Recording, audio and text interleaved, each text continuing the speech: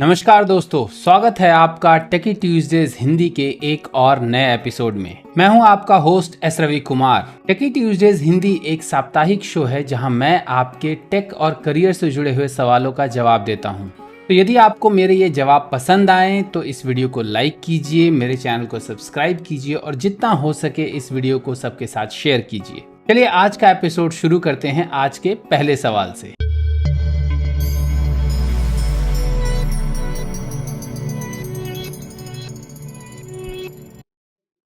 आज का पहला सवाल जॉन का है। वो पूछते हैं, what is the difference between severity and priority, which one is important for software development. यानी कि सिवियरिटी और प्रायोरिटी में क्या डिफरेंस है और इन दोनों में से कौन सा ज्यादा इम्पोर्टेंट है सॉफ्टवेयर डेवलपमेंट के लिए। जॉन, मैं आपके दूसरे सवाल का जवाब पहले दूंगा कि इन दोनों में से कौन सा ज़्यादा इम्पॉर्टेंट है। तो सच बताऊं तो ये दोनों के दोनों जो हैं वो जस्ट टर्मिनोलॉजी हैं या टर्म है, कोई ऐसा कोई स्किल नहीं है जिसको कि हम ये कहें कि इम्पॉर्टेंट है या अनइम्पॉर्टेंट है। They are just communication method to communicate something. Severity and priority जो है बेसिकली ये दो टर्म्स हैं या वर्ड्स हैं, नॉर्मल इंग्लिश के वर्ड्स हैं, लेकिन इनको सॉफ्टवेयर वर्ल्ड में यूज़ किया जाता है डिफरेंट कंटेक्स्ट में एंड डिफरेंट सिनेरियोज में। इम्पॉर्टेंस इनका यही है कि they are used to communicate something. So कुछ कम्युनिकेट करने के लिए, कुछ बताने के लिए इनका यूज़ किया जाता है। So that is the only importance. So skill wise it's not a skill to know about severity and priority, it's just a term which you should know about। just like कि जैसे मैंने agile terms में आपको बताया था कि scrum क्या होता है वगैरह वगैरह, जो आपके डिफरेंट वो होते हैं टर्म्स की एक मैंने एक्सप्लेनेशन वीडियो बनाई हुई है जिसमें बताया था कोड कवरेज क्या होता है, यूनिट टेस्टिंग क्या होता है। सो ये basically code coverage, unit testing तो फिर भी कुछ हद तक एक तरह से स्किल है या कुछ किसी तरह का रिपोर्ट है, लेकिन severity and priority are just two words used in different contexts. तो चलिए मैं अब आपको बताता हूं कि इन दोनों में डिफरेंस क्या है और ये दोनों वर्ड्स कहां यूज किए जाते हैं। सिवियरिटी वर्ड जो है वो मेजरली बग्स के लिए यूज किया जाता है। यानी कोई बग आ गया, जब बग हम उसको कहते हैं, देखिए एरर और बग ये दो अलग अलग चीजें हैं। एरर वो होता है जब हम कुछ डेवलपमेंट कर रहे होते हैं और डेवलपमेंट करते टाइम जो हमारे पास कंपाइलेशन पर कुछ एरर आता है या हम कोड जब चलाते हैं और उस कोड में नहीं चलता है या किसी तरह का कोई एरर आता है, that is called as error. Bug वो होता है जो कि प्रोडक्शन पर आता है या आपका जो आप कहीं डिप्लॉय कर देते हैं अपने सॉफ्टवेयर को प्रोडक्शन पर। यानी कि आप जब सॉफ्टवेयर को, जब वेबसाइट आपका रन कर रहा होता है प्रोडक्शन पर, वहाँ पर जब कोई एरर आता है that is called as bug. और अगर आपके प्रोडक्शन में मान लीजिए कोई डिप्लॉयबल सॉफ्टवेयर है, अगर हम सॉफ्टवेयर की बात करें, मोबाइल ऐप की बात करें, तो वहाँ पर जब आपके डिवाइस में कहीं कोई एरर आता है तो उसको हम कहते हैं बग।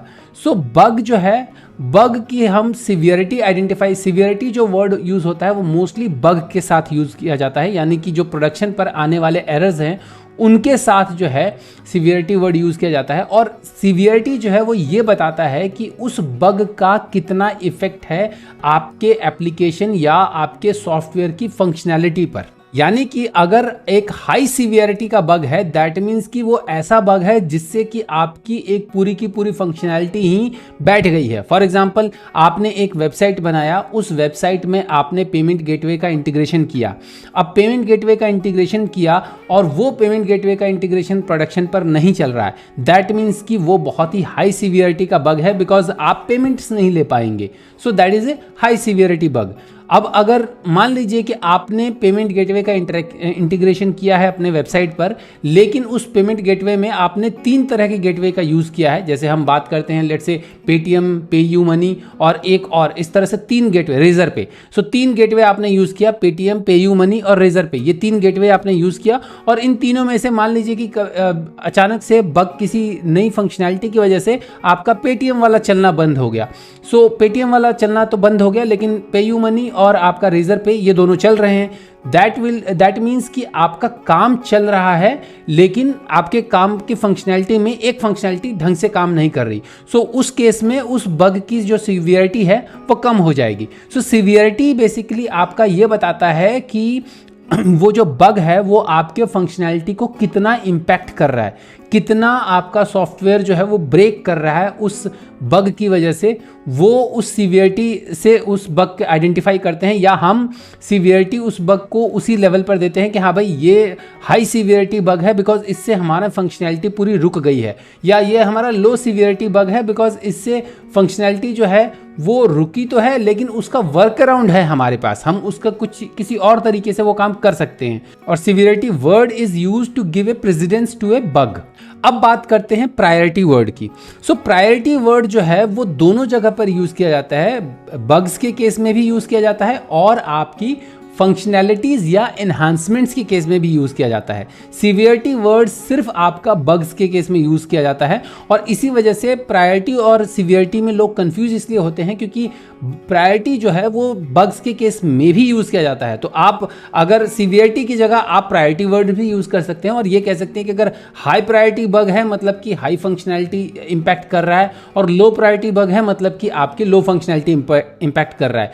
लेकिन बग्स के अलावा प्रायोरिटी वर्ड का जो यूज़ है वो आपका फंक्शनैलिटी में भी किया जाता है, कि आप जो है अगर आप कोई फंक्शनैलिटी बना रहे हैं, कोई एप्लीकेशन या कोई सॉफ्टवेयर बना रहे हैं या कोई एनहांसमेंट कर रहे हैं किसी सॉफ्टवेयर के अंदर, तो उस एनहांसमेंट की आप प्रायोरिटी कैसे सेट करते हैं। जैसे आपने कोई काम लिया तो काम किसी भी टास्क की प्रायोरिटी कैसे सेट करेंगे। सो प्रायोरिटी वर्ड जो है बेसिकली टास्क्स के लिए या असाइनमेंट के लिए यूज़ किया जाता है कि प्रायोरिटी कौन से टास्क की या कौन से फंक्शनैलिटी की जो प्रायोरिटी है वो पहले की जाएगी, कौन से फंक्शनैलिटी की प्रायोरिटी बाद में की जाएगी। So priority is just an ordering system. Severity is basically to identify the impact of a bug, but priority is basically a way to organize your bugs as well as your functional requirements. सो अगर आप अपने functional requirements को organise किस तरह से करते हो वो प्रायोरिटी पे डिपेंड करता है कि प्रायोरिटी 1 है, प्रायोरिटी 2 है, प्रायोरिटी 3 है, कौन सा फंक्शनैलिटी का क्या प्रायोरिटी है। और बग्स के केस में जो है सीवियरिटी जो है वो बग्स का इम्पैक्ट बताता है, प्रायोरिटी जो है वो ऑब्वियसली सीवियरिटी के ही बेसिस पर प्रायोरिटी सेट की जाती है बग्स की। सो बग्स के केस में priority and severity kind of synonym है, लेकिन प्रायोरिटी मेजरली यूज किया जाता है टू ऑर्गेनाइज द आइटम्स और टू ऑर्गेनाइज द थिंग्स, और जो आपका सीवियरिटी है it is use to identify the impact कि कितना इम्पैक्ट हो रहा है किसी बग का।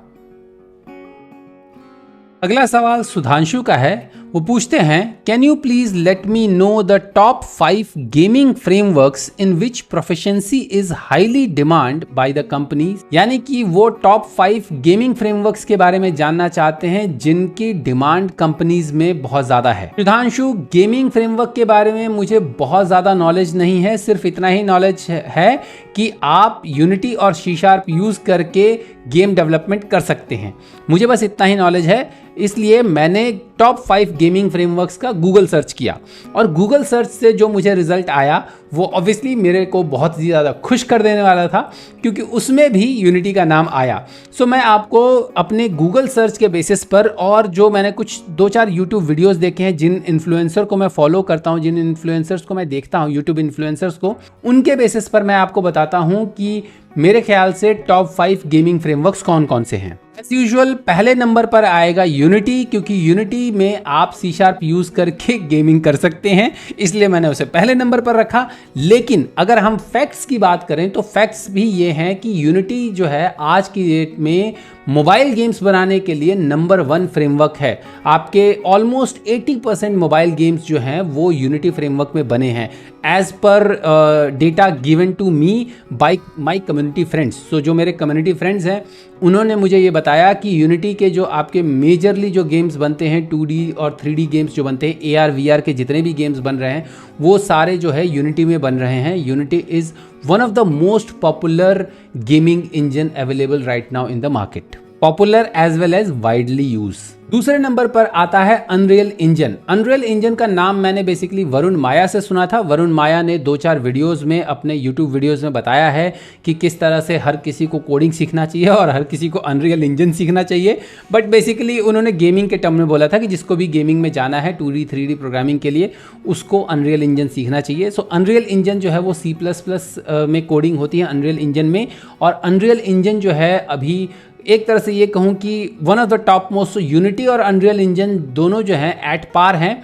और जो मेरे दोस्त हैं उनसे जब मैंने बात की जो कि गेम डेवलपमेंट में हैं, उनका ये स्टेटमेंट था कि अनरियल इंजन मेनली जो है आपका डेस्कटॉप गेम्स बनाने के लिए काम आता है और यूनिटी जो है आपका मोबाइल गेम्स बनाने के लिए काम आता है। अब ये कितना सही है कितना गलत है इसका मुझे बहुत ज़्यादा अंदाज़ा नहीं है, लेकिन गूगल सर्च में भी आपका यूनिटी और अनरियल इंजन जो है वो फर्स्ट और सेकंड नंबर पर थे, कि कहीं पर यूनिटी फर्स्ट था, कहीं पर अनरियल इंजन फर्स्ट था।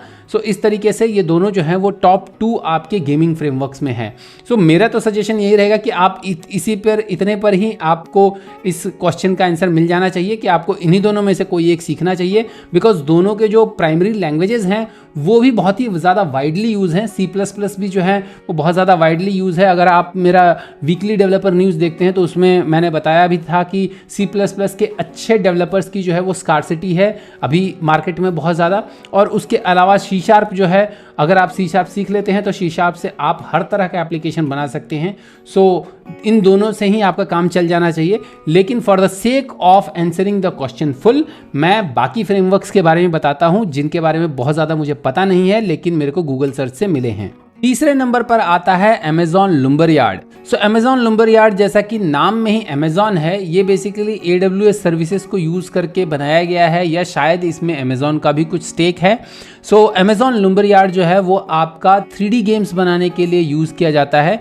काफ़ी पॉपुलर है 3D गेम्स बनाने के लिए, और ये जो है आपका VR सपोर्ट भी करता है, यानी आप वर्चुअल रियलिटी के 3D गेम्स भी अमेजॉन लुम्बरयार्ड में बनाते हैं। सो ये जो है वो 3rd नंबर का जो है आपका गेमिंग इंजन है। चौथे नंबर पर आता है आपका क्राई इंजन। सो क्राई इंजन जो है वो भी काफ़ी पॉपुलर है गेम्स बनाने के लिए, और क्राई इंजन यूज़ करके आप 2D और 3D दोनों तरह के गेम्स बना सकते हैं। साथ ही ये भी आपका AR VR दोनों को सपोर्ट करता है, स्पेशली VR को भी सपोर्ट करता है। सो क्राई इंजन भी जो है वो काफ़ी पॉपुलर है। आई थिंक इसको 3D दुनिया के नाम से पहले ये शुरू हुआ था, and now it is cry engine. So cry engine आप यूज़ करके भी गेम्स बना सकते हैं। 5वें नंबर पर आता है गेम मेकर स्टूडियो। सो गेम मेकर स्टूडियो की पॉपुलैरिटी का रीज़न ये है कि गेम मेकर स्टूडियो जो है वो एक no code game making tool है या गेम मेकिंग इंजन है। सो गेम मेकर स्टूडियो में आप basically drag and drop use करके आप जो है गेम्स बना सकते हैं, टूल्स बना सकते हैं। और इसमें गेम मेकर इंजन जो है वो काफ़ी ज़्यादा पॉपुलर है इसी वजह से कि आपका नो कोड जो है वो गेम मेकिंग में भी आ चुका है। देखिए, सो गेम मेकर इंजन यूज़ करके आप सिर्फ 2D गेम्स बना सकते हैं, और 2D गेम्स बनाने के लिए स्पेशली जो आपका ड्रैग एंड ड्रॉप गेम्स बनाने के लिए गेम मेकर स्टूडियो जो है वो बहुत ज़्यादा पॉपुलर है मार्केट में। लेकिन अगर आप एंटरप्राइजेस की बात करें या एंटरप्राइजेस में यूज़ किए जाने वाले प्रोफिशिएंसी की बात करें, तो मैं अपने उसी जवाब पर आऊँगा कि जो पहले 2 नंबर के हैं यानी अनरियल इंजन और यूनिटी जो है, वो ज़्यादातर कंपनीज जो हैं वो अपने जो एंटरप्राइज गेम्स या एंटरप्राइज एप्लीकेशंस, जो गेमिंग एप्लीकेशन या AR VR एप्लीकेशंस बनाने के लिए सबसे ज़्यादा जो गेम इंजन यूज़ होता है एंटरप्राइजेस में, that is your Unity as well as Unreal Engine. अगला सवाल हर्ष का है। वो पूछते हैं, will a non CS graduate with 2-3 years of experience in CS be eligible for big product based companies?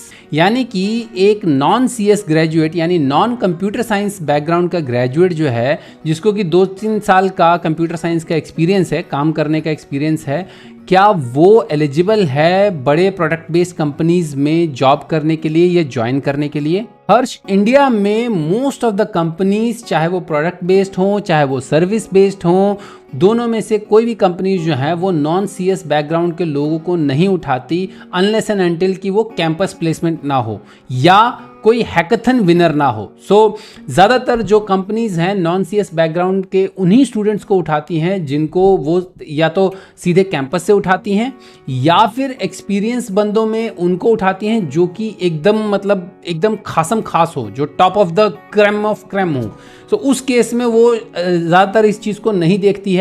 जैसे आप अगर आपने कुछ ऐसा बना दिया, मान लीजिए आपने कोई ऐसा फ्रेमवर्क बना दिया जिसको कि यूज़ करके आप कुछ कर सकते हैं, बड़ी चीज़ कर सकते हैं, तो उस केस में आपको कंपनी हायर कर लेगी, या आप उस पर्टिकुलर टेक्नोलॉजी के बहुत बड़े इन्फ्लुएंसर हैं, उस केस में कंपनी आपको हायर कर सकती है।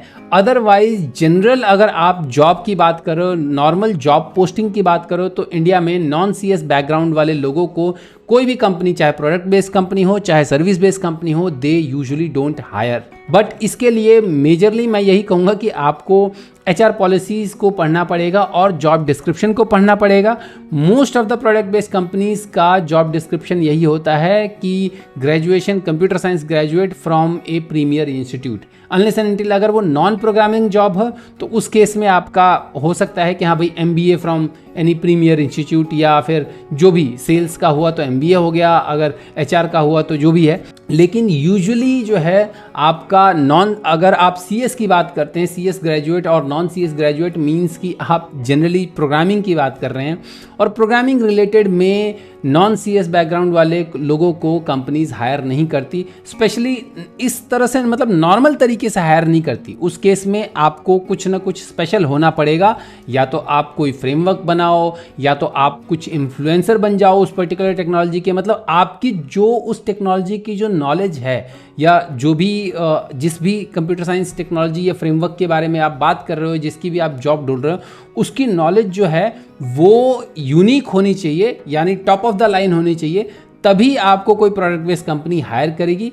Otherwise it's very tough. I don't know यार कि प्रोडक्ट बेस्ड कंपनी के साथ इतना फैसिनेशन क्यों है। सर्विस बेस्ड कंपनीज भी बहुत अच्छे पर्क्स देती हैं, बहुत अच्छी सैलरी देती हैं, और आपको सर्विस बेस्ड कंपनीज में ज़्यादा मेरे ख्याल से अपॉर्चुनिटीज़ मिलती हैं, ज़्यादा वेरिएशन ऑफ डोमेन्स और वेरिएशन ऑफ टेक्नोलॉजीज़ पे काम करने को मिलता है compare to product based company, जहाँ पर कि आप एक ही टेक्नोलॉजी पे काम करेंगे या एक ही डोमेन में काम करेंगे जिसमें कि वो प्रोडक्ट है। बट एनीवेज, आपके सवाल का जवाब यही है कि आपको इसके लिए स्पेशली जॉब डिस्क्रिप्शन पढ़ना पड़ेगा और HR पॉलिसीज़ पढ़नी पड़ेगी। लेकिन जितना मेरा एक्सपीरियंस है, 80 to 90% इंडियन कंपनीज जो चाहे सॉफ्टवेयर प्रोडक्ट बेस्ड हो, चाहे वो आपकी सर्विस बेस्ड हो, दोनों में से कोई भी कंपनी जो है वो नॉन CS बैकग्राउंड के लोगों को नहीं लेती है in normal scenarios. They only take non CS background people in exceptional scenarios.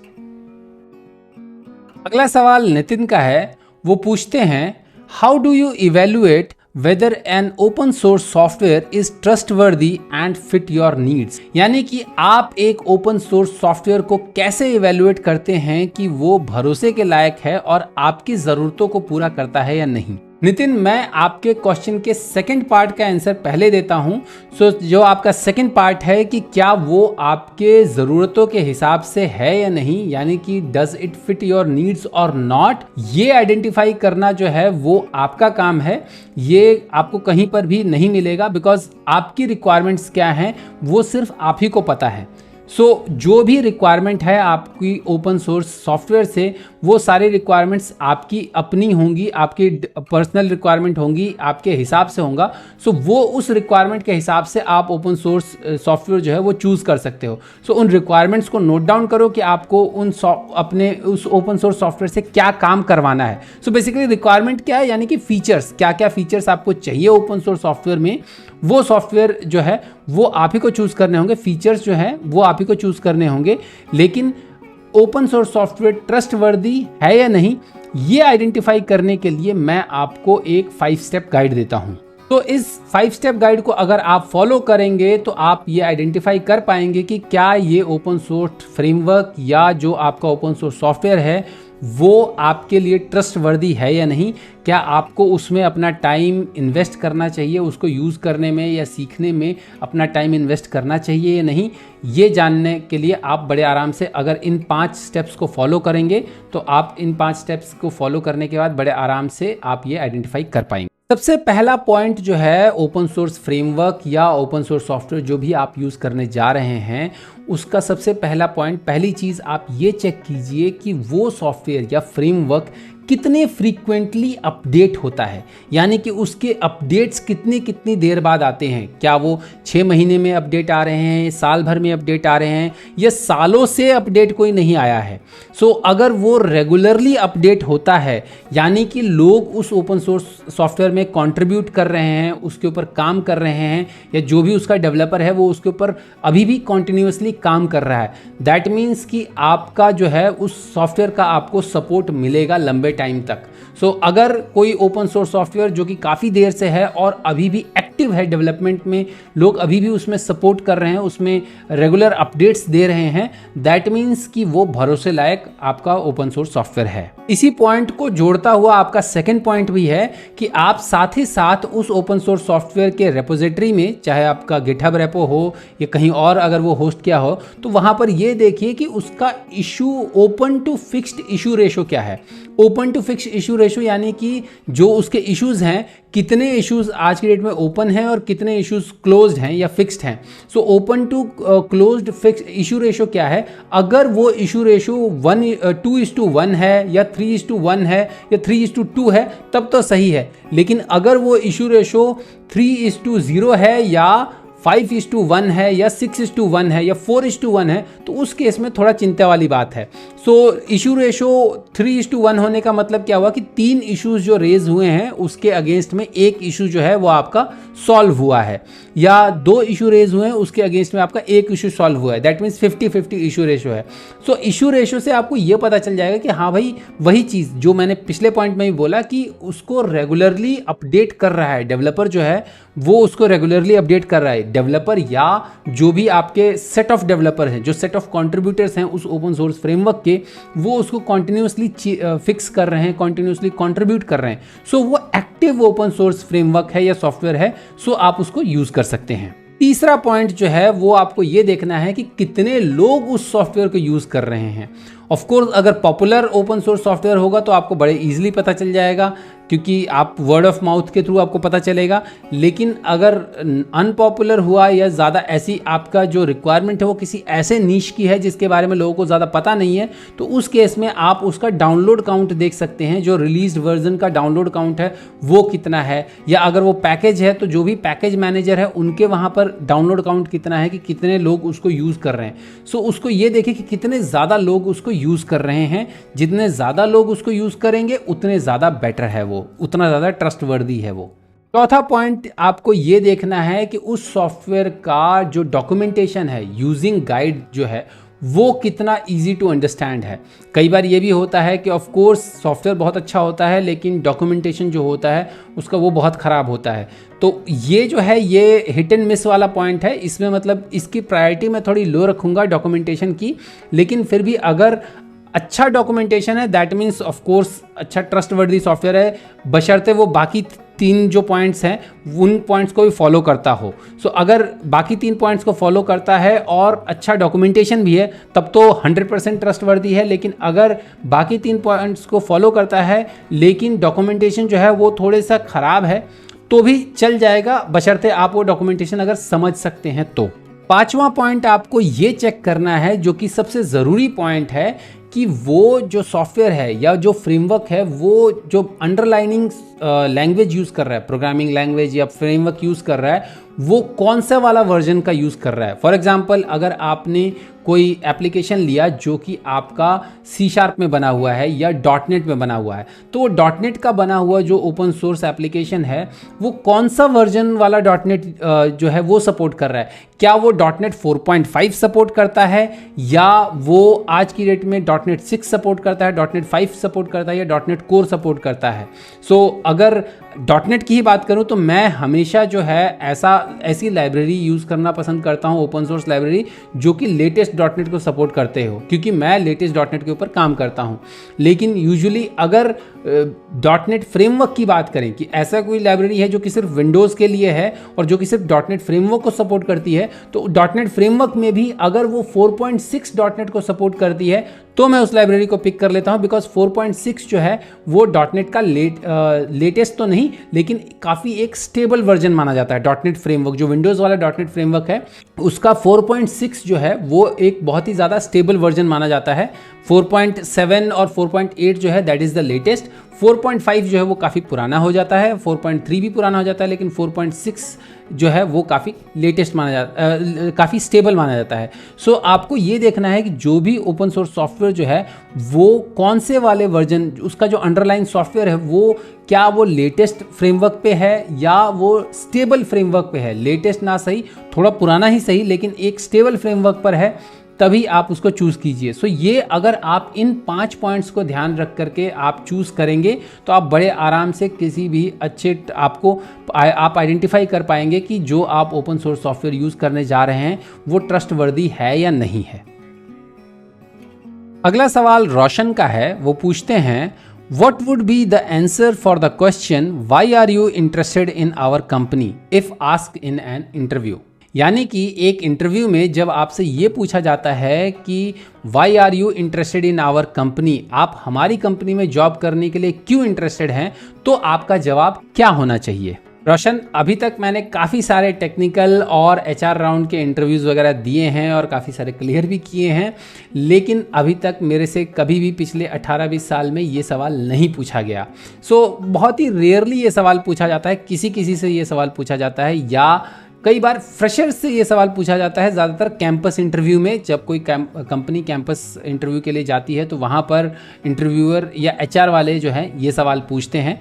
So of course मैं आपके इस सवाल का जवाब ज़रूर दूंगा। तो इस सवाल का जवाब ये है कि इसका कोई फिक्स्ड आंसर नहीं है, आपको इसके लिए थोड़ा सा मेहनत करना पड़ेगा, थोड़ा सा रिसर्च करना पड़ेगा। और रिसर्च ये होगा कि आपको उस कंपनी का, जिस भी कंपनी में आप इंटरव्यू देने जा रहे हैं, उस कंपनी के वेबसाइट को थोड़ा अच्छे से देखना होगा और उस कंपनी के यूनिक जो सेलिंग पॉइंट्स हैं उनके बारे में पढ़ना होगा। हर कंपनी का एक यूनिक सेलिंग पॉइंट होता है। जैसे कई कंपनी जो होते हैं अपना क्लाइंट फोकस वगैरह जो है वो लिखते हैं, कई सब टाइटल लिखते हैं, कई अपना मोटो लिखते हैं। बहुत सारी कंपनीज जो हैं अपना अबाउट सेक्शन, अगर आप जाओगे तो अबाउट सेक्शन में बहुत सारी कंपनीज का मोटो लिखा होता है और मोटो के साथ साथ उन्होंने लिखा होता है कि हाँ भाई हमने क्या क्या कर लिया, क्या नहीं किया। सो इस तरह से आपको कंपनी के वेबसाइट पर जा कर के उनका मोटो पढ़ना है, उनकी क्या क्या अचीवमेंट्स है वो पढ़ना है और उसके बाद उन अचीवमेंट्स और उस मोटो को जो है अपने लॉन्ग टर्म गोल्स के साथ जोड़ना है। आप जैसे अगर देखिए ये इस सवाल का जवाब देना छोटे अगर कोई रिनाउंड कंपनी है उस केस में तो इस सवाल का जवाब देना आपके लिए बहुत इजी है। जैसे अगर मैं कभी माइक्रोसॉफ्ट के इंटरव्यू में अगर गया और माइक्रोसॉफ्ट वालों ने मेरे से पूछा कि भैया आप माइक्रोसॉफ्ट क्यों ज्वाइन करना चाहते हो, तो मेरा जवाब सीधे होगा कि भैया जिस टेक्नोलॉजी में मैं काम कर रहा हूँ उस टेक्नोलॉजी के जो रचयिता हैं उस कंपनी में काम करना मेरे लिए बड़े ही सौभाग्य की बात होगी और मैं भी ये चाहता हूँ कि इस फ्रेमवर्क को या इस टेक्नोलॉजी को मेरा भी कुछ योगदान हो। ओपन सोर्स की जगह अगर उसके पैसे भी मिल जाए तो बहुत अच्छी बात है। इस तरीके का अगर जो रिनाउंड कंपनीज है उसमें तो आप बड़े आराम से बोल सकते हैं। अगर अमेजॉन की बात करें तो आप बोल सकते हैं कि हाँ भाई मैं भी ये लोगों को बताना चाहता हूँ कि हाँ मैं इस कंट्रीब्यूशन इस बड़े से जो अगर अमेजॉन है, अमेजॉन की आपके जो अमेजॉन में मैं काम करता हूँ, मेरे को बहुत मैं गर्व से बताना चाहता हूँ कि अमेजॉन के इस फीचर पे मैंने काम किया है। उस तरह का ब्रैगिंग राइट आपको मिल जाता है ये रिनाउंड कंपनीज के लिए। लेकिन अगर नॉर्मल कंपनीज की बात करें, जो रेगुलर सर्विस बेस्ड कंपनीज हो गई या आपके रेगुलर छोटे मोटे कोई प्रोडक्ट कंपनी हो गई, उनके लिए आपको क्या करना है कि आपको उस कंपनी की वेबसाइट को देखना है, उस कंपनी के वेबसाइट को पढ़ना है, उनके मोटो को पढ़ना है कि उनका मोटो क्या है, उनके जो पिछले उसमें जो मेजर यूएसपी जो हैं उनको पढ़ना है, फिर उनको अपने लॉन्ग टर्म करियर गोल के साथ अलाइन करना है। जैसे अगर मान लीजिए कि किसी कंपनी का जैसे मोटो जो है वो ये कहते हैं कि हाँ भाई हम जो है सर्विस बेस्ड कंपनी है, लेकिन हम सिर्फ एविएशन इंडस्ट्री के सर्विस बेस्ड कंपनी है और एविएशन डोमेन में हमारा बेस्ट जो है हमारे सॉफ्टवेयर एविएशन डोमेन में हम एविएशन डोमेन के हर तरह के सॉफ्टवेयर को बनाते हैं और यूज़ करते हैं। तो आप ये बोल सकते हो कि मैं ऐसी कंपनी ज्वाइन करना चाहता हूँ, मेरा भी सपना है कि मैं एविएशन डोमेन के किसी अच्छी कंपनी में काम करूँ और एविएशन डोमेन में मैं आगे बढ़ना चाहता हूँ और एविएशन डोमेन के सॉफ्टवेयर को मैं सपोर्ट करना चाहता हूँ। सो इस तरीके से आपको बेसिकली उनके डोमेन को, उनके यूएसपी को अपने लॉन्ग टर्म गोल के साथ जो है अलाइन करके, तब आप अगर आप बोलोगे कि हाँ भाई मैं आपकी कंपनी इसलिए ज्वाइन करना चाहता हूँ क्योंकि आपकी कंपनी के फोकस ये है, आपकी कंपनी का जो यूएसपी वो ये है और मेरे लॉन्ग टर्म गोल्स के साथ ये अलाइन कर रहे हैं। जो जॉब डिस्क्रिप्शन है वो भी मेरे लॉन्ग टर्म गोल्स के साथ अलाइन कर रहा है कि मैं फलां टेक्नोलॉजी के डेवलपर हूँ और आगे बढ़ कर के मैं इस टेक्नोलॉजी के साथ साथ मैं इस डोमेन में इस टेक्नोलॉजी के एक्सपर्टाइज जो है वो अपना यूटिलाइज करना चाहता हूं। तो इस तरीके से मैं आपकी कंपनी ज्वाइन करना चाहता हूं। तो इस सवाल का जवाब यही होगा, आपका 2 स्टेप गाइड ये होगा कि आपको नंबर 1 जिस भी कंपनी में आप इंटरव्यू देने जा रहे हो उस कंपनी के बारे में पढ़ो, उसकी यूएसपी पढ़ो, यूनिक सेलिंग पॉइंट जो है यूएसपी पढ़ो, उसका डोमेन स्पेसिफिकेशन पढ़ो, उसका जो है फोकस पढ़ो और साथ साथ जो जॉब डिस्क्रिप्शन है उसको पढ़ो और इन तीनों चारों चीज़ों को अपने जो क्वालिटीज़ हैं जॉब डिस्क्रिप्शन को अपनी क्वालिटीज़ के साथ मैच करो और जो यूएसपी है और जो डोमेन एक्सपर्टाइज है उसको अपने लॉन्ग टर्म गोल्स के साथ मैच करो। भले ही आपके लॉन्ग टर्म गोल हो या ना हो, लेकिन इसको उसके साथ मैच करके अगर आप उनको बोलोगे तो उनको लगेगा कि हाँ यार ये कैंडिडेट जो है उसने हमारी कंपनी के बारे में रिसर्च किया है, हमारी कंपनी के बारे में पता किया है, पढ़ा है और इसीलिए वो इंटरेस्टेड है और उसके लॉन्ग टर्म गोल्स जो हैं वो हमारी कंपनी के साथ मैच करते हैं। सो ये एक आपका एक तरह से एज देगा अगर आप इस तरह से इस सवाल का जवाब देते हो तो ये थे आपके इस हफ्ते के टेक और करियर से जुड़े हुए सवालों के जवाब। यदि आप अपने किसी सवाल का जवाब अगले हफ्ते के टेकी ट्यूजडेज में देखना चाहते हैं तो आप अपने सवाल कमेंट सेक्शन में या किसी भी सोशल मीडिया चैनल पर मुझे टैग करके पोस्ट कर सकते हैं। मेरे सारे सोशल मीडिया हैंडल सेम है, टेकी राठौर। उम्मीद है आपको मेरे ये जवाब पसंद आए होंगे। यदि आपको मेरे ये जवाब पसंद आए हैं तो इस वीडियो को लाइक कीजिए, मेरे चैनल को सब्सक्राइब कीजिए और जितना हो सके इस वीडियो को सबके साथ शेयर कीजिए। जल्द ही मिलते हैं मेरे अगले वीडियो में, तब तक के लिए अपना ख्याल रखिएगा। नमस्कार।